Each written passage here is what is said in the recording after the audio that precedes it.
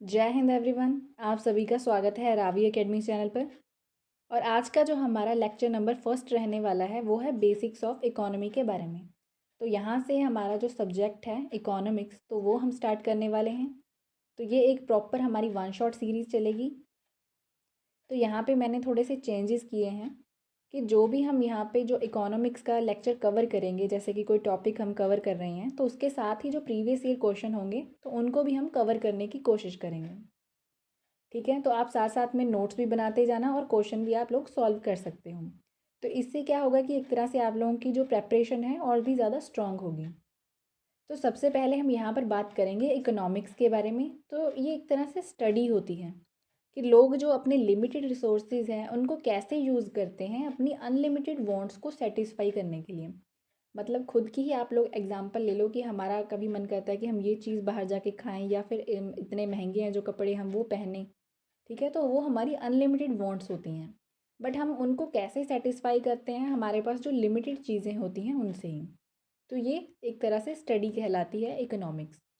अगर आप लोग इकोनॉमी की बात करोगे तो इकोनॉमी एक पूरा प्रॉपर सिस्टम होता है जहाँ पर एक कंट्री है जो प्रोडक्शन कर रही है। ठीक है, काफ़ी सारी वहाँ पे कंपनीज़ हैं वो प्रोडक्शन कर रही हैं, आगे डिस्ट्रीब्यूट कर रही हैं, कैसे उन गुड्स एंड सर्विसेज की कंजप्शन हो रही है। तो ये सारी चीज़ एक तरह से सिस्टम होता है। ठीक है, जिसे हम इकोनॉमी बोलते हैं। तो जो लोग इकोनॉमी के बारे में स्टडी करते हैं उन्हें हम इकोनॉमिस्ट बोलते हैं। तो आगे जो इकोनॉमी है उसकी टाइप्स की बात करें तो हमारे पास पहली आती है कैपिटलिस्ट इकोनॉमी, दूसरी सोशलिस्ट और तीसरी आती है मिक्स्ड इकोनॉमी। तो जो कैपिटलिस्ट इकोनॉमी होती है उनकी प्राइवेट ओनरशिप रहती है और ये लोग अपने प्रॉफिट मोटिव के लिए काम करते हैं। तो यहाँ पर क्या होता है ये पॉइंट आप लोगों ने याद रखना है कि जो मार्केट है वही डिसाइड करती है प्राइस को। गवर्नमेंट का कुछ ज़्यादा कंट्रोल नहीं होता है, बहुत ही कम कंट्रोल होता है। एग्जाम्पल के तौर पर देखोगे जैसे कि यूएसए टाइप मॉडल है। मतलब यूएसए को हम एक तरह से कैपिटलिस्ट इकोनॉमी कंसीडर कर सकते हैं। और जो गुड्स होते हैं वो इस बेसिस पे प्रोड्यूस किए जाते हैं कि परचेजिंग पावर क्या है। परचेजिंग पावर होता है कि अबिलिटी टू बाय समथिंग।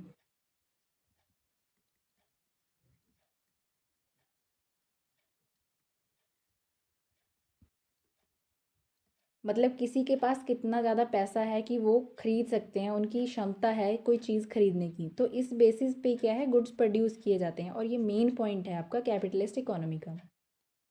बाकी जो सेकंड है हमारे पास आती है सोशलिस्ट इकोनॉमी। तो यहाँ पे प्रॉपर गवर्नमेंट ओनरशिप रहती है, वेलफेयर मोटिव रहता है। अभी सोशलिस्ट से आप याद रखना कि सोशल वेलफेयर होता है। यहाँ पे गवर्नमेंट डिसाइड करेगी कि प्रोडक्शन क्या होगी, प्राइस क्या रहेगा, वो गवर्नमेंट पे डिपेंड करता है। एग्जाम्पल के तौर पर देखो तो चाइना हो गया, क्यूबा, वियतनाम हो गया, तो ये सारी कंट्रीज सोशलिस्ट इकोनॉमी पर डिपेंड है। बाकी गुड्स जो यहाँ पे प्रोड्यूस किए जाते हैं ये बेस करते हैं लोगों की ज़रूरतों पर, पीपल्स नीड्स। लोगों की ज़रूरत क्या है उस हिसाब से वहाँ पे जो गुड्स हैं वो प्रोड्यूस किए जाते हैं। बट यहाँ पे देखो क्या था कैपिटलिस्ट इकोनॉमी में, परचेजिंग पावर। किसी के पास इतनी एबिलिटी है कि वो चीज़ खरीद सकता है या नहीं। ठीक है, तो तीसरी एक और है हमारे पास फ्री मार्केट इकोनॉमी। यहाँ पे गवर्नमेंट की कोई इंटरफेरेंस नहीं होती है। प्राइस डिसाइड कौन करता है, जितनी डिमांड होगी और सप्लाई होगी। कंपटीशन एग्जिस्ट करता है यहाँ पर भी, पर ये चीज़ मायने रखती है कि उस चीज़ की डिमांड है या फिर नहीं है, सप्लाई कितनी हो रही है, ये सारी चीज़ें यहाँ पे आती हैं। और ये जो चीज़ है फ्री मार्केट इकोनॉमी ये रिलेट करती है कैपिटलिज्म से, क्योंकि यहाँ पे कंपटीशन की बात आ गई। तो मेनली कंपटीशन तो वहीं पर एग्जिस्ट करता है ना, जैसे कि यहाँ पे प्राइवेट ओनरशिप हो। ठीक है, तो फ्री मार्केट इकोनॉमी को भी आप लोग कैपिटलिस्ट इकोनॉमी से रिलेट कर सकते हो। तो अभी ये तो हमारा हो गया कैपिटलिस्ट और सोशलिस्ट। तीसरा था हमारे पास मिक्स्ड इकोनॉमी, है ना। तो ये हमारे इंडिया में है। मतलब गवर्नमेंट की इंटरफेरेंस भी रहती है। ठीक है, बाकी प्राइवेट कंपनीज भी आपको बहुत सारी मिलेंगी, तो मिक्स्ड इकोनॉमी है। तो अभी एक क्वेश्चन देख लेते हैं हम। इन ए कैपिटलिस्ट सोसाइटी, तो क्वेश्चन को डी कोड करना सीखो। कैपिटलिस्ट सोसाइटी की बात कर रहा है। ठीक है, the goods produced are decided among people. जब कैपिटलिस्ट सोसाइटी की बात होती है तो जो गुड्स प्रोड्यूस किए जाते हैं वो कौन डिसाइड करता है लोगों में, on the basis of what people need and on the basis of what they can pay. पहली ऑप्शन दे रहे हैं कि लोगों की ज़रूरत के हिसाब से, तो ये तो होता ही नहीं है कैपिटलिस्ट सोसाइटी में। दूसरा है not on the basis of what people need but on the basis of purchasing power. Purchasing power की बात कर रहा है कि उनके पास इतनी एबिलिटी है कि वो खरीद सकते हैं, तो ये हमारा आंसर हो सकता है। थर्ड देखो, only on the basis of what people need, नहीं, not on the basis of, ये भी गलत है, तो हमारा आंसर है बी। ठीक है, नेक्स्ट क्वेश्चन आता है हमारे पास, which of the following statement is correct about socialism. Socialism की बात कर रहा है, मतलब सोशलिस्ट जो इकोनॉमी है। पहली ऑप्शन है the government decides what goods are to be produced. ठीक है, हाँ, गवर्नमेंट डिसाइड करती है। The production of goods under socialism is supposed to be based on what people need, कि लोगों की ज़रूरत क्या है, तो ये भी सही है हमारा पॉइंट, तो आंसर है C, both 1 and 2। A free market economy is a crucial aspect of dash. Free market economy की बात कर रहा है कि किससे ज़्यादातर एक तरह से ये रिलेट करती है। मैंने आपको एंड में बताया था, ये कैपिटलिज्म से ही रिलेट करती हैं।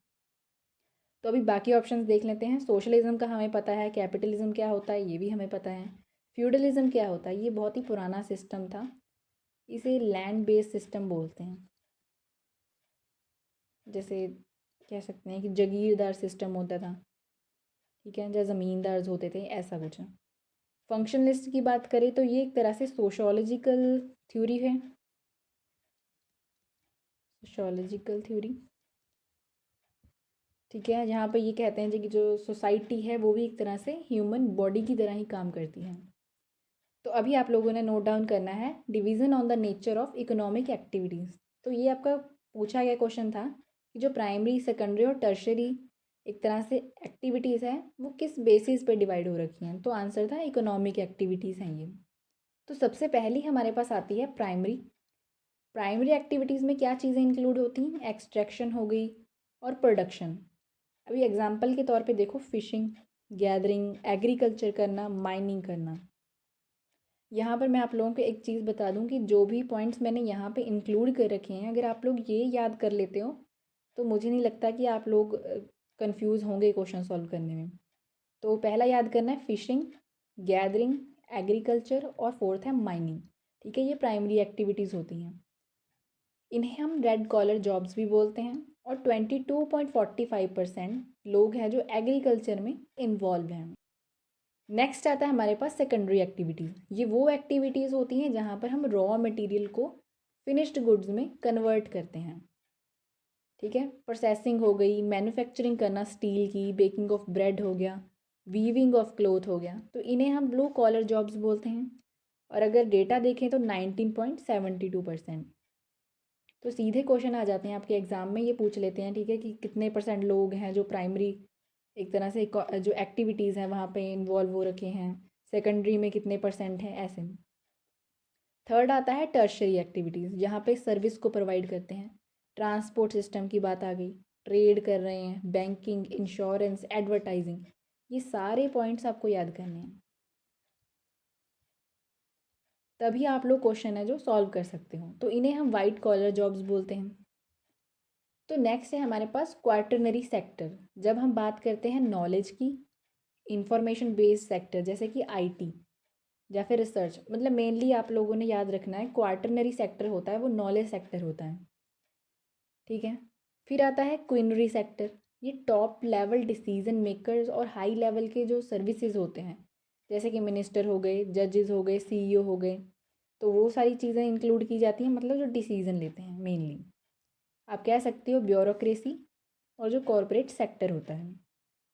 ठीक है, अभी एक और चीज़ है ऑर्गेनाइज सेक्टर, तो ये तो इनमें इंक्लूड नहीं है, ये मैं अलग से बता रही हूँ। ऑर्गेनाइज सेक्टर जो होता है जहाँ पर एम्प्लॉयमेंट्स हैं जो रेगुलर होती हैं, तो आपने नोट डाउन करनी है ये चीज़, लिख लेना, वेयर एम्प्लॉयमेंट्स आर रेगुलर। तो क्वेश्चन देख लेते हैं, विच sector of the economy focus is on intellectual activities and monetary games. तो कौन सा है, अनऑर्गेनाइज सेक्टर नहीं हो सकता, सेकेंडरी सेक्टर भी नहीं हो सकता, यहाँ पर तो हम प्रोसेसिंग वगैरह की बात करते हैं। ठीक है, प्राइमरी सेक्टर में ये तो इनिशियल सेक्टर होता है जहाँ पर हम एक्सट्रैक्शन की, एग्रीकल्चर की बात करते हैं, तो ये भी नहीं हो सकता। तो आंसर है हमारा क्वार्टरनरी सेक्टर। अभी मैंने यहाँ पे बताया था कि ऑर्गेनाइज सेक्टर होता है जहाँ पे एम्प्लॉयमेंट्स रेगुलर होती हैं। अनऑर्गेनाइज सेक्टर कौन सा होता है? जहाँ पर एम्प्लॉयमेंट्स रेगुलर नहीं होती हैं। नेक्स्ट है क्वेश्चन हमारे पास, ATM booth comes under which sector of the economic activity. तो 4 ऑप्शंस दे रखी हैं, नीचे से स्टार्ट करते हैं। प्राइमरी सेक्टर हो सकता है, एटीएम बूथ की बात कर रहे हैं, नहीं हो सकता। यहाँ पे तो हम एग्रीकल्चर, माइनिंग, ठीक है, ये सारी चीज़ें इंक्लूड करते हैं। सेकेंडरी में हम प्रोसेसिंग इंक्लूड करते हैं। क्वार्टरनरी में हम कौन सी इंक्लूड करते हैं? यहाँ पे हम नॉलेज सेक्टर कह सकते हैं इसे। तो बचा कौन सा हमारे पास? टर्शरी सेक्टर, जहाँ पे हम सर्विसेज की बात करते हैं, बैंकिंग की, इंश्योरेंस की, एडवर्टाइजिंग की, ठीक है। नेक्स्ट है हमारे पास, transportation and storage falls under which sector of economic activity. Transportation की बात कर रहे हैं तो सिंपल टर्शरी सेक्टर होगा। विच of these is a component of the tertiary sector of an economy. तो भी 4 ऑप्शन दे रखी हैं, ठीक है। माइनिंग एंड क्वेरिंग है, आपको पता ही ये प्राइमरी में जाएगा।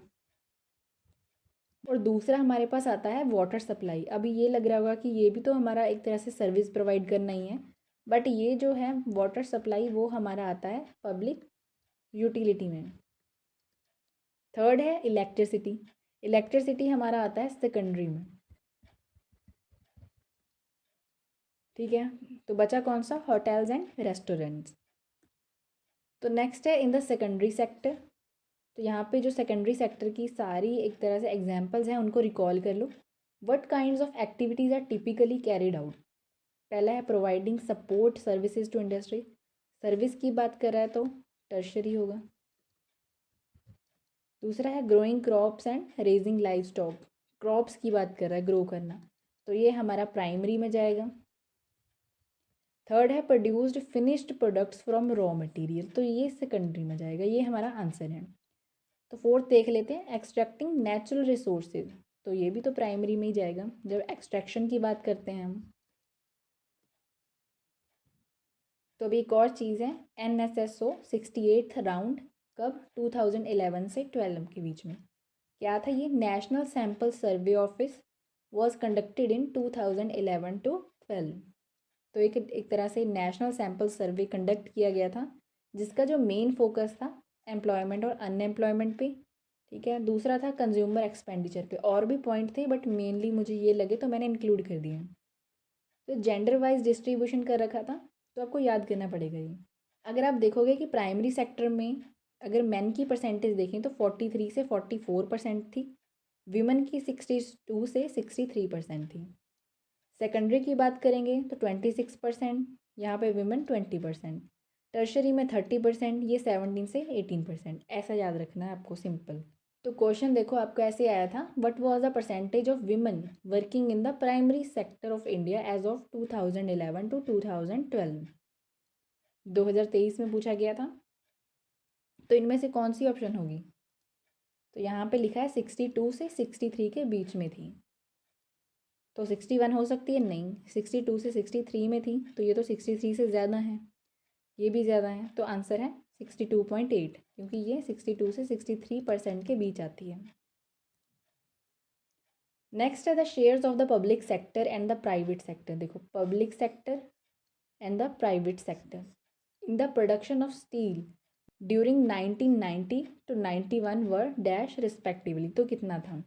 पब्लिक सेक्टर और प्राइवेट सेक्टर की बात कर रहे हैं प्रोडक्शन ऑफ स्टील के बारे में।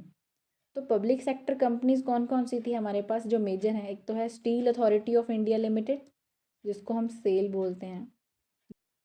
दूसरी आती है हमारे पास राष्ट्रीय इस्पात निगम लिमिटेड, विजाग स्टील, ठीक है। तो ये थी गवर्नमेंट ओन्ड कंपनीज। अभी अगर हम प्राइवेट की बात करें तो प्राइवेट कौन सी आती है हमारे पास? ये लिख देते हैं, ये पब्लिक हो गई और ये प्राइवेट।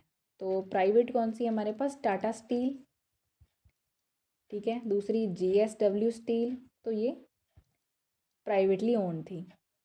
तो अगर हम इनकी परसेंटेज की बात करें तो हमारे पास आता है 46% था पब्लिक सेक्टर से आ रहा था और 54% प्राइवेट सेक्टर से, तो ये आंसर है। तो नेक्स्ट क्वेश्चन है हमारे पास, which of the following is not an example of manufacturing activity. इनमें से मैन्युफैक्चरिंग एक्टिविटी कौन सी नहीं है? पहली है हमारे पास पेपर मेड फ्रॉम वुड, तो ये है दूसरी आती है mutual fund products made by combining debt and equity funds. आपको याद है कि हमने टर्शरी सेक्टर में पढ़ा था ट्रेड के बारे में, है ना, कि जो ट्रेड होता है वो टर्शरी सेक्टर में आता है। तो ये ऑप्शन हमारी गलत है, मतलब आंसर यही है, ठीक है, बी ऑप्शन।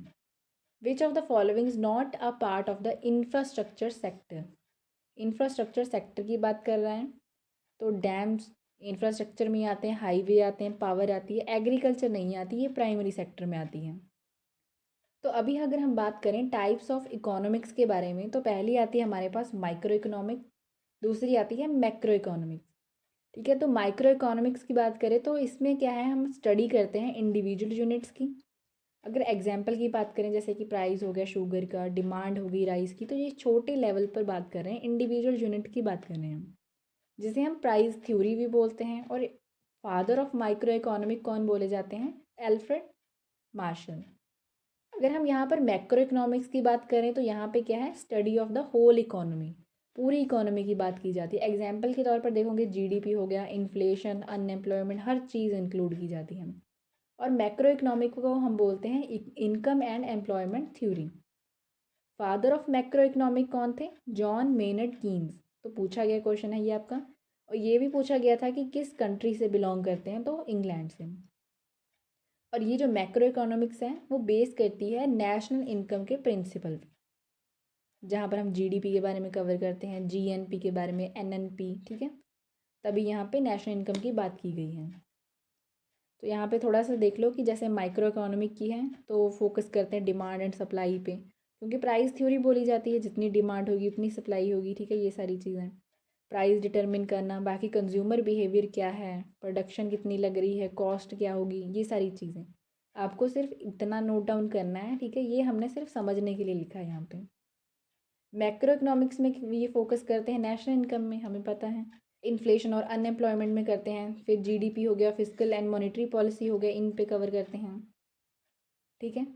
अगर आप देखोगे जो माइक्रो इकोनॉमिक है तो वहाँ पे हम बात करते हैं कि why does the price of sugar increase, क्या क्यों इंक्रीज करता है, how does the firm decide production, कैसे करती है।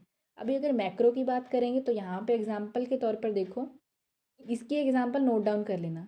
What is India's unemployment rate, यहाँ पे अनएम्प्लॉयमेंट की बात करोगे। व्हाट डिटर्मिन्स टोटल आउटपुट, तो यहाँ पे दो वर्ड्स हैं, एक टोटल आउटपुट का आता है और दूसरा आता है हमारे पास अनएम्प्लॉयमेंट रेट।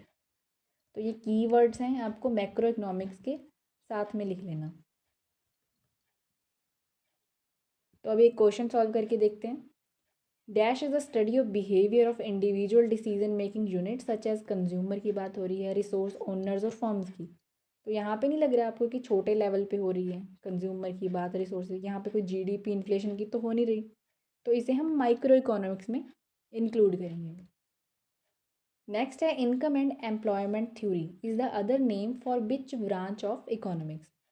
किस ब्रांच का ये अदर नेम है इनकम एंड एम्प्लॉयमेंट थ्योरी, तो किसका है, मैक्रो का, जहाँ पर हम पूरी नेशनल इनकम को कवर करते हैं। नेक्स्ट है macro economics deals with which of the following studies. तो मैक्रो इकोनॉमिक्स किससे डील करती है, किस स्टडी से। पहला पॉइंट है reasons behind the unemployment of resources. याद है आपको मैंने अभी कहा था कि कीवर्ड्स हैं दो, आपने इसके साथ ही नोट डाउन करने हैं। अनएम्प्लॉयमेंट की बात कर रहे हैं। दूसरा है डिटर्मिनेशन ऑफ टोटल आउटपुट। तो ये दोनों ही ऑप्शन सही हैं हमारी, बोथ 1 and 2। नेक्स्ट है John Maynard Keynes best known for his economic theories, जिसे हम कीनीजियन थ्योरीज भी बोलते हैं। हेल्ड फ्रॉम विच कंट्री, तो कहाँ से हैं, इंग्लैंड से। तो अभी आप लोगों ने नोट डाउन करना है कि जो माइक्रो प्लस मैक्रो इकोनॉमिक्स है ये टर्म्स किसने दी थी, तो रेगनर फ्रिश ने दी थी। एक और हमारे पास आती है मीज़ो इकोनॉमिक्स, जहाँ पे हम स्टडी करते हैं intermediate level between the macro और माइक्रो। तो कौन सा आता है, ऑटो सेक्टर हो गया, ठीक है, या फिर इंफ्रास्ट्रक्चर हो गया, इन सभी के बारे में। इतना इंपॉर्टेंट नहीं है बट आपकी जानकारी के लिए तो मैंने सोचा कि बता दूँ। फाउंडर कौन है मॉडर्न इकोनॉमिक के, तो एडम स्मिथ हैं, ठीक है। इनकी बुक थी द वेल्थ ऑफ नेशन 1776 में। Who is regarded as the founding father of modern economics, Adam Smith. तो अभी कुछ पॉइंट्स और हैं, जैसे कि पॉजिटिव इकोनॉमिक्स होती है हमारे पास, एक नॉर्मेटिव होती है। तो पॉजिटिव की बात करें तो इसमें क्या होता है, studies fact and what actually is in the economy, मतलब जो रियलिटी पे बेस्ड होती हैं, डेटा पे बेस करती हैं, मतलब हमारे पास फैक्ट हैं उस चीज़ को लेके और वो चीज़ एग्जिस्ट करती हैं। जैसे अगर आप लोग एग्जाम्पल के तौर पर देखो तो ये एग्जाम्पल है सिर्फ, ठीक है, इंडियाज़ जीडीपी ग्रो बाय 7%। तो ये एक तरह से फैक्ट बता रहा है कि जो हमारे इंडिया का जीडीपी है वो 7% तक ग्रो करा है। अभी अगर हम नॉर्मेटिक इकोनॉमिक की बात करें तो यहाँ पे ओपिनियन की बात आती है। तो इसमें हम ओपिनियन को स्टडी करते हैं और क्या होना चाहिए इकोनॉमी में, तो उसके बारे में बात करते हैं। और ये बेस करती है वैल्यूज़ पे, जजमेंट्स पे, ठीक है। कोई इंसान बताता है कि नहीं नहीं ये चीज़ होनी चाहिए, तो उसे हम नॉर्मेटिव में इंक्लूड करते हैं। अब यहाँ पे देख लो, ठीक है, अगर शॉर्ट में लिखना है तो ऐसे लिख सकते हो कि पॉजिटिव है प्रूफ की बात करता है, नॉर्मेटिव है जो नॉर्म की बात करता है। अभी ओपिनियंस, ठीक है, ये सारी चीज़ें कंसिडर कर सकते हो। तो नॉर्मेटिव में हम बात करेंगे कि इनइक्वालिटी है जो वो भी कम होनी चाहिए, ठीक है। हम सुजेशन दे रहे हैं, एक तरह से ओपिनियन दे रहे हैं। दूसरा हम एग्जांपल देख सकते हैं कि जो इन्फ्लेशन है वो बैड है हमारी इकोनॉमी के लिए। तो अभी हमारे पास क्वेश्चन है, which of the following statements is related to positive economic. तो पॉजिटिव इकोनॉमिक के सभी पॉइंट्स याद करो। पहला है कि inflation is better than deflation, तो ये पॉजिटिव से रिलेट करेगा नहीं, ये तो सुजेशन टाइप लग रहा है कुछ। दूसरा है, inequality in the distribution of wealth and income should be reduced, should be होनी चाहिए, तो गलत है। More production of luxury goods is not good for a less developed country, तो ये भी ओपिनियन की तरह है। फोर्थ है, an increase in money supply implies a price rise in economy, तो ये पॉजिटिव बता रहा है, मतलब अगर इंक्रीज होगा मनी सप्लाई में, ठीक है, तो इम्प्लाई करता है कि प्राइस भी राइज होगा हमारी इकोनॉमी में। तो यहाँ पे कोई सुजेशन तो नहीं दे रहा, तो बता रहा है, तो आंसर है डी। अभी कुछ इंपॉर्टेंट टर्म्स है हमारे पास, जैसे कि फिक्स्ड कैपिटल, हमारे पास वर्ड लिखा आता है, पहले आप समझो कि कैपिटल वर्ड ही लिखा आ गया तो उसका मीनिंग क्या होता है, तो आप नोट डाउन कर सकते हैं। वेल्थ लिख सकते हो, वैसे मैं ऐसे याद किया करती थी कि मनी, कैपिटल मतलब मनी यूज़ कर लेना, ठीक है। बाकी रियल मीनिंग इसका वेल्थ होता है, wealth used to produce more wealth,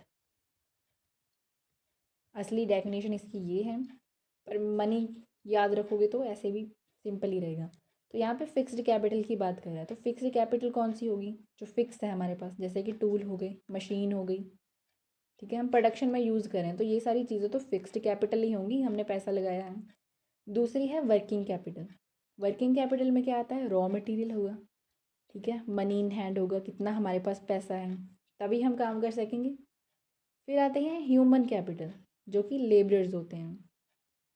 next है factors of production, factors of production में क्या आ गया, ये आपको पॉइंट है जो एक तरह से वर्ड है, काफ़ी टाइम आपको देखने को मिलेगा, तो आपने याद रखना है कि फैक्टर्स ऑफ प्रोडक्शन में लैंड होती है, लेबर, फिजिकल कैपिटल, एक और है ऐसा यूनिट ऑफ मेजरिंग लैंड से हम हेक्टेयर बोलते हैं।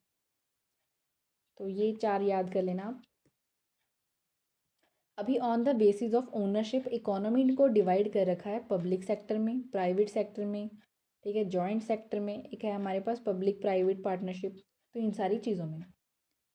तो पब्लिक सेक्टर है जो, वहाँ पर क्या होता है, जो इंडस्ट्रीज़ हो गई, बिजनेस हो गया, उसे ओन करता है और कंट्रोल कौन करता है, गवर्नमेंट करती है। पब्लिक सेक्टर है मतलब गवर्नमेंट कंट्रोल करेगी। तो ये नाम याद करने हैं आपने, जैसे कि पहला है भारत हैवी इलेक्ट्रिकल लिमिटेड, 1964 में आया था। वैसे ईयर याद करने की ज़रूरत नहीं है, आपको ये पता होना चाहिए कि जो भारत हैवी इलेक्ट्रिकल लिमिटेड है ये पब्लिक सेक्टर की कंपनी है। दूसरा है Steel Authority of India limited. Third है ऑयल इंडिया लिमिटेड। फोर्थ है हिंदुस्तान एरोनॉटिक्स लिमिटेड। तो ऐसे याद कर लेना, भेल, सेल, हेल, अगर आप लोगों को थोड़ी कन्फ्यूज़न होती है तो ऑयल इंडिया लिमिटेड, ये भी आपको ऑयल याद करना है, ठीक है। तो एक हमारे पे यहाँ पे लिखा है पब्लिक प्राइवेट पार्टनरशिप, ये जॉइंट प्रोजेक्ट होता है जहाँ पे गवर्नमेंट और प्राइवेट सेक्टर दोनों इकट्ठे काम कर सकते हैं, इसे हम जॉइंट सेक्टर में भी इंक्लूड कर सकते हैं। तो ये पॉइंट हम बाद में कवर करेंगे, इसे अभी छोड़ दो। दूसरा है प्राइवेट सेक्टर, तो प्राइवेट तो वही होगा जिसे ओन और कंट्रोल प्राइवेट इंडिविजुअल करते हैं, कंपनीज करती हैं। एग्जाम्पल कौन सी है? Tata Iron and Steel company, ठीक है, टिस्को, रिलायंस हो गई और इन्फोसिस हो गई। ये तीनों, 1 2 और 3। इन्फोसिस है, उसके फाउंडर थे नारायण मूर्ति, ठीक है, ये आईटी और सॉफ्टवेयर सर्विसेज हैं। ईयर रहने देना। दूसरी है Tata Iron and Steel Company, Jamshedji Tata इसके फाउंडर थे और ये स्टील मैन्युफैक्चरिंग की कंपनी है। थर्ड आती है रिलायंस इंडस्ट्रीज लिमिटेड, फाउंडर कौन है? धीरू भाई अंबानी। तो क्वेश्चन देखो, Hindustan aeronautics limited comes under which sector? तो कौन से सेक्टर के अंडर आते हैं? मैंने अभी बताया था ना, भेल सेल हेल, तो हमें याद करना है पब्लिक सेक्टर में। तो नेक्स्ट है which of the following is a possible criticism हो सकता है प्राइवेटाइजेशन का। क्रिटिसिज्म की बात कर रहे हैं। पहला है एक्सपेंशन करना ब्यूरोक्रेसी और एफिशिएंसी का पब्लिक एंटरप्राइजेज में, नहीं। एक्सेसिव गवर्नमेंट इंटरफेरेंस करनी प्राइवेट बिजनेस में, ये भी नहीं है। Limited access to essential services for marginalised population, तो ये हो सकता है क्रिटिसिज्म, क्योंकि प्राइवेटाइजेशन की वजह से जो मार्जिनलाइज्ड पॉपुलेशन है उनको लिमिटेड एक्सेस मिलती है। मार्जिनलाइज्ड लोग कौन होते हैं? वो ग्रुप ऑफ पीपल होता है जिनको एक तरह से लिमिटेड एक्सेस मिलती है हर अपॉर्चुनिटी में, रिसोर्सेज में, राइट्स में, ठीक है, तो वो मार्जिनलाइज सेक्शन में आते हैं। तो आंसर है हमारा सी। नेक्स्ट है इन माइग्रेशन, माइग्रेशन, तो सबसे पहले हम माइग्रेशन ही देख लेते। एक होती है इमिग्रेशन, जब हम किसी कंट्री में आते हैं to live permanently, coming in to country. एक होती है हमारे पास एमिग्रेशन, तो यहाँ पे लीविंग योर ओन कंट्री, हम अपनी कंट्री छोड़ के जाते हैं ताकि किसी और कंट्री में हम लोग रह सकें। तो ये हम किसी कंट्री में आ रहे हैं ताकि वहाँ पे परमानेंटली रह सकें। इमिग्रेशन है कि हम अपनी कंट्री छोड़ के जा रहे हैं। तो यहाँ पे क्वेश्चन क्या है? In migration the factors which cause people to leave their place of residence और ओरिजिन आर कॉल्ड। तो यहाँ पे इमी और एमी नहीं दे रखी हैं, तो यहाँ पे जो हमारा आंसर होगा वो है सी, पुश फैक्टर्स। तो अभी यहाँ पे मीनिंग देखते हैं। पुल फैक्टर्स होते हैं कि वो कंडीशंस जो लोगों को अट्रैक्ट करती हैं कि हम वहाँ पे जाके एक तरह से किसी दूसरे प्लेस पे चले जाएं, कि हमें बेटर जॉब्स मिल रही हैं, एजुकेशन मिल रही हैं। कंडीशंस जो लोगों को अट्रैक्ट करती हैं, लिख लेना, conditions that attract people to move to another place. अभी फिर नेक्स्ट आता है हमारे पास रेगुलर फैक्टर्स। रेगुलर फैक्टर्स होते हैं जहाँ पर हम नॉर्मल और रूटीन की बात करते हैं। इरेगुलर में हम कंसीडर करेंगे जो नॉर्मल नहीं है, रूटीन नहीं है। तो पुश फैक्टर्स कौन से हैं? तो ये हम कह सकते हैं कि वो कंडीशन जो फोर्स करती है लोगों को to leave their current place, ठीक है। जैसे कि यहाँ पे अनएम्प्लॉयमेंट हो जाए तो लोग क्या मजबूर हो जाएंगे, ठीक है, यहाँ पे जो अपने प्लेस को छोड़ने के लिए और दूसरी कंट्री में वो जाके शिफ्ट होंगे। यहाँ पे अगर पॉवर्टी की कंडीशन हो जाए, वॉर चल रही हो या फिर कोई डिज़ास्टर हो, तो वो पुश फैक्टर्स कहलाते हैं। विच of the following is an example of public sector industry in India? Public sector कौन कौन सी हैं? टाटा आयरन स्टील कंपनी, नहीं, ये तो प्राइवेट में है। बजाज ऑटो, नहीं। थर्ड है डाबर, नहीं। भारत हैवी इलेक्ट्रिकल लिमिटेड, भेल, भेल पढ़ा था हमने, तो ये है हमारा answer. Which of the following is an example of private sector industry? कौन सी है? पहली, नहीं। दूसरी ऑयल इंडिया लिमिटेड, ये भी पब्लिक है। तीसरी है Steel Authority of India, SAIL, नहीं, ये भी नहीं है। Tata Iron and Steel Company, जिसको हम टिस्को पढ़ा था, तो डी आंसर है हमारा। Industries of strategic and national importance are usually placed in the dash sector. जो इंडस्ट्रीज होती हैं स्ट्रेटेजिक और नेशनल इंपॉर्टेंस की, तो हम उन्हें किस सेक्टर में रखते हैं? पब्लिक सेक्टर में ही रखेंगे। प्राइवेट, जो प्राइवेट है वहाँ पर तो प्रॉफिट मोटिव की बात आ जाती है, तो नेशनल इंपॉर्टेंस वाली पब्लिक में जाएंगी। विच of the following is the quality of the public goods? इनमें से पब्लिक गुड्स की क्वालिटी कौन सी है? पहले आते हैं नॉन राइवलरस, जैसे कि अब इनका मीनिंग मैं बताती हूँ, आप लोग लिख भी सकते हो, ठीक है, अपने नोट्स बना सकते हो। तो इसका मीनिंग है one person use doesn't reduce others use. मतलब अगर एक पर्सन यूज़ कर रहा है तो उसके यूज़ करने से दूसरों के यूज़ करने की एबिलिटी है वो रिड्यूस नहीं हो जाएगी। सेकंड है excludable, people can be stopped from using it, तो उनको एक्सक्लूड किया जा सकता है, रोका जा सकता है, तो ये तो नहीं हो सकता। क्वालिटी पब्लिक गुड्स की तो वही होगी ना कि अगर एक पर्सन यूज़ कर रहा है तो उसके यूज़ करने से दूसरों पे कोई प्रभाव नहीं पड़ रहा, अफेक्ट नहीं पड़ रहा, तो ये आंसर हो सकता है, नॉन राइवलरस है। अभी तीसरे का मीनिंग देखिए राइवलरस का, मतलब अगर एक पर्सन यूज़ कर रहा है तो उसका अफेक्ट पड़ रहा है कि दूसरों के यूज़ करने पर भी, ठीक है, तो ये नहीं हो सकता। पब्लिक की बात तो पब्लिक गुड्स की तो यही होगी ना कि सभी यूज़ कर सकते हैं। फोर्थ है नॉन डिविजिबल, जिनको डिवाइड नहीं किया जा सकता सेपरेट यूनिट्स में, तो ये तो हो ही नहीं सकता।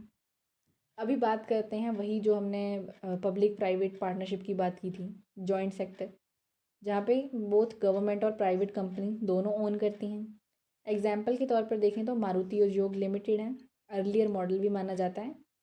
विच of the following is an example of joint sector industry, तो क्वेश्चन आया था आपका, ये तो पब्लिक में है, ये भी पब्लिक में है, ठीक है। ये जो है आपका आता है कोऑपरेटिव ऑर्गेनाइजेशन में,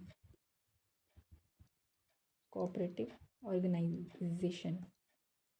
कोऑपरेटिव ऑर्गेनाइजेशन होती है, ये कौन सी होती है, जहाँ पर जिस ऑर्गेनाइजेशन को ओन्ड प्लस रन कौन करता है, बाय ग्रुप ऑफ पीपल, अपने म्यूचुअल बेनिफिट के लिए, तो वो कोऑपरेटिव ऑर्गेनाइजेशन होती है, ठीक है। तो आंसर है हमारा यहाँ पे मारुति उद्योग लिमिटेड, ये आंसर है। Which of the following is an example of joint sector industry, फिर से क्वेश्चन आया था 2024 में, तो आंसर होगा मारुति उद्योग लिमिटेड। अभी हमारे पास टाइप्स ऑफ गुड्स भी होती हैं। गुड्स कह सकते हो जैसे कि जो चीज़ें हम लोग यूज़ करते हैं हमारी डेली लाइफ में, आता ना सिंपल सा, जैसे गुड्स एंड सर्विसेज हो गया, जैसे हमारा जीएसटी हो गया, गुड्स एंड सर्विसेज टैक्स, ठीक है, तो वो वाली गुड्स हैं। फाइनल गुड्स कौन सी होती हैं, वो सारी चीज़ें जो कि हम फाइनल तौर पर कंजम्पशन करते हैं, ठीक है, जो प्रॉपर तैयार हो चुकी होती है हमारी कंजम्पशन के लिए, आगे इनकी प्रोसेसिंग वगैरह कुछ नहीं होता, मतलब पूरे फाइनल बन चुके होते हैं। एग्जाम्पल देखो, जैसे कि बिस्किट रखे हैं, ठीक है, फॉर ईटिंग, कार हो गई पर्सनल यूज़ के लिए, तो आगे थोड़ी प्रोसेसिंग वगैरह करेंगे। नेक्स्ट आते हैं ड्यूरेबल गुड्स, जिनकी लाइफ लॉन्ग होती है, मतलब जिनका हम रेपिटेडली यूज़ कर सकते हैं, जैसे कि रेफ्रिजरेटर हो गया, टीवी हो गया, कार हो गया, तो ये ड्यूरेबल गुड्स में आते हैं। कैपिटल गुड्स कौन से होते हैं, use to produce other goods, वो गुड्स जिनको यूज़ किया जाता है दूसरे गुड्स को प्रोड्यूस करने के लिए, फ्यूचर प्रोडक्शन में ये हेल्प करते हैं। एग्जाम्पल की बात करें तो मशीन्स हो गई, तो इसे हम कैपिटल गुड में इंक्लूड कर सकते हैं, अगर हमारे पास कोई मशीन हो गई तो हम उससे आगे प्रोडक्शन करेंगे। टूल्स होंगे, ठीक है, फैक्ट्री हो गई, बिल्डिंग हो गई, तो ये कैपिटल गुड्स हैं। तो क्वेश्चन है हमारे पास, which of these is not a characteristic of durable goods, तो इनमें से ड्यूरेबल गुड्स का कौन सा फीचर नहीं है, करेक्टरिस्टिक मतलब कोई फीचर नहीं है। They are capable of repetitive use, तो उन्होंने नॉट पूछा है, तो ये तो है। They are not extinguished by immediate consumption, ये भी है। They are meant for repetitive purchase, नहीं, हम एक ही बार परचेज करते हैं तो लाइफ मतलब लॉन्ग लाइफ के लिए वो काम चल जाता है उनका। They have a relatively long life, तो ये भी है, तो ये हमारा आंसर होगा सी। तो नेक्स्ट आते हैं इन्फीरियर गुड्स, जब इनकम बढ़ जाती है तो डिमांड उनकी कम हो जाती है, जैसे कि लोकल बस, चीप प्राइस हो गए, बाकी ऑपोजिट ऑफ नॉर्मल गुड्स कह सकते हैं मैंने। फिर आते हैं कंज्यूमर गुड्स, जो कि डायरेक्टली सेटिस्फाई करते हैं ह्यूमन वांट्स को, जैसे कि कपड़े हो गए। कंज्यूमर कौन होता है, जो किसी चीज़ की कंजप्शन करता है, जैसे कि मैं हम खुद की बात करें तो जैसे कि मैं भी कंज्यूमर हूँ, मैं कोई चीज़ ले रही हूँ, ठीक है, तो मुझे सेटिस्फेक्शन है कि हाँ मैंने ये कपड़े खरीद लिए, तो मतलब उनको मैं कंज्यूमर गुड्स बोलूँगी। फूड हो गया, मोबाइल फ़ोन हो गया। इंटरमीडिएट गुड्स कौन से होते हैं, जो आगे फर्दर प्रोडक्शन में यूज़ किए जाते हैं, रॉ मटेरियल होता है। अभी कैपिटल गुड्स से इसको रिलेट नहीं करना है, कैपिटल गुड्स हैं वो गुड्स हैं जिनको आगे दूसरे गुड्स प्रोड्यूस करने में यूज़ करते हैं, फ्यूचर प्रोडक्शन की बात हो रही है। इंटरमीडिएट में रॉ मटेरियल की बात हो रही है, कॉटन थी, ठीक है, आगे उससे हमने कपड़ा बना लिया। स्टील था, स्टील से हमने क्या है कार की मैन्युफैक्चरिंग में यूज़ किया। अभी क्वेश्चन है हमारे पास, machines, tools and implements and buildings are examples of which type of goods, तो ये सारी चीज़ें किसकी एग्जांपल हैं? तो कैपिटल गुड्स ही होंगी, क्योंकि ये हमें आगे फ्यूचर प्रोडक्शन में हेल्प करती हैं। When a person is not paying anything for public goods it is dash. जब हम पब्लिक गुड्स के बदले कुछ भी पे नहीं करते हैं तो उसे क्या बोलते हैं? उसे कहते हैं फ्री राइडर। अ पर्सन जो यूज़ करता है पब्लिक गुड्स को, कोई भी पेमेंट नहीं करता है पर फिर भी उसको इस चीज़ का बेनिफिट मिलता है। ठीक है, बाकी प्राइवेट गुड्स कौन से होते हैं? जो गुड्स ओन किए जाते हैं इंडिविजुअली, जैसे कि मोबाइल फ़ोन हो गया, तो वो हमारे प्राइवेट गुड्स हैं। नॉन एक्सक्लूडेबल कौन से हैं? कि जो लोग हैं उनको हम रोक नहीं सकते हैं यूज़ करने से। एक्सक्लूडेबल होते हैं जहाँ पर हम उन लोगों को रोक सकते हैं यूज़ करने से। राइवलरस होते हैं कि एक पर्सन ने अगर यूज़ किया तो उसका अफेक्ट जब दूसरे यूज़ करेंगे उस पर भी पड़ेगा। ठीक है, तो आंसर है हमारा डी। आगे है which processing goods needs further transformation in the economic process. कौन से प्रोसेसिंग गुड्स हैं जिनको आगे फर्दर ट्रांसफॉर्मेशन करने की ज़रूरत पड़ती है इकोनॉमिक प्रोसेस में? इंटरमीडिएट गुड्स हो गए, हो सकते हैं, क्योंकि इंटरमीडिएट गुड्स होते हैं, ठीक है, उन्हीं को आगे यूज़ करते हैं। जैसे कि कॉटन हो गया तो उससे आगे हम क्लोथ्स बनाते हैं, स्टील से आगे मैन्युफैक्चरिंग करते हैं।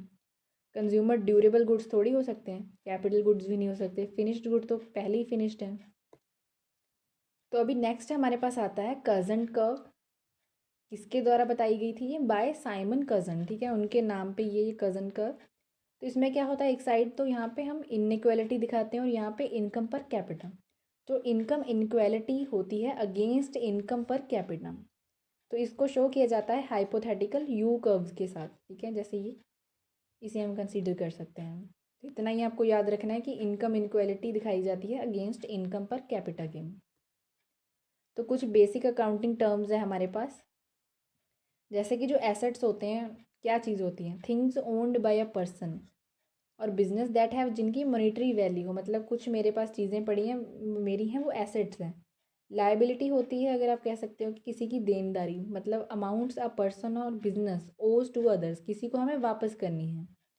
कैपिटल वेल्थ होती है, आगे हम यूज़ करते हैं और वेल्थ क्रिएट करने के लिए, जिसको हम कह सकते हैं money invested by the owner. Revenue क्या होता है? मनी अर्नड फ्रॉम, जो हमने बिजनेस एक्टिविटीज़ शुरू की थी वहाँ से जो हमने पैसा कमाया। एक्सपेंसेस, जो हमने पैसा लगाया बिजनेस को रन करने के लिए। प्रॉफिट, जब हमारी इनकम ज़्यादा हो जाती है। लॉस, जब हमारे एक्सपेंसेस ज़्यादा हो जाते हैं। इन्वेंट्री स्टॉक, ये इंपॉर्टेंट है।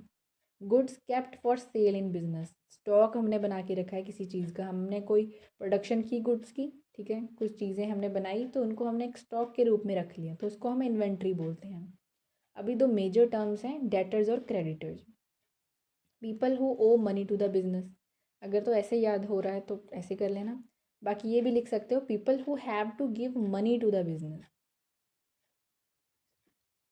Who have to give money to the business. ठीक है, क्रेडिटर्स की बात करें तो आप ऐसे लिख सकते हो people whom the business has to pay money.